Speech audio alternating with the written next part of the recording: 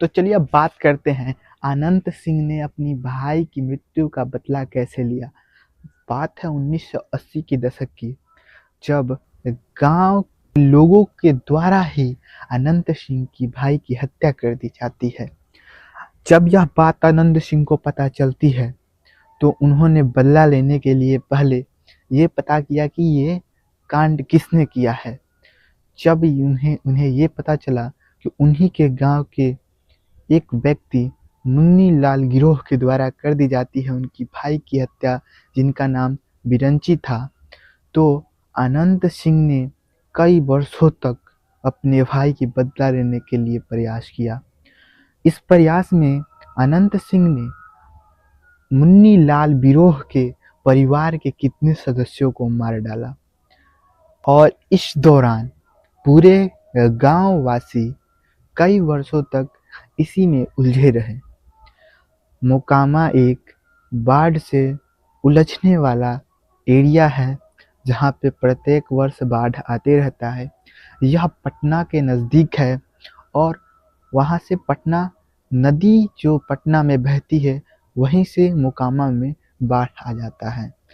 तो जब उन्हें मुन्नी लाल गिरोह का पता चला कि वो मुन्नी लाल गिरोह कहाँ पे हैं, तो अनंत सिंह ने उस समय गंगा नदी को तैर कर पार कर मुन्नी लाल गिरोह को पत्थर से कूच कर मार डाला था। और यही वह समय था जब अनंत सिंह अपराधियों के लिस्ट में शामिल हो गए थे। और ये वही समय था जब अनंत सिंह अपना पहला कदम राजनीति में रखते हैं और उन्हें एक टैग मिल जाता है अपराधी का। और उसी समय से अनंत सिंह चर्चा का विषय बन जाते हैं और अपना पहला चुनाव लड़ते हैं और जीतते भी हैं।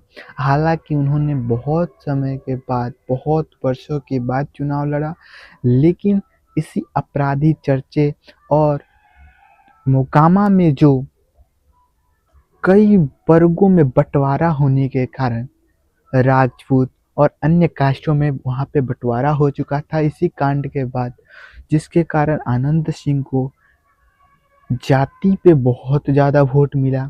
जनरल कास्ट वाले ज़्यादातर जितने वोट थे वो सारे के सारे अनंत सिंह की तरफ जाते हैं और अनंत सिंह पहले विधायक बनते हैं।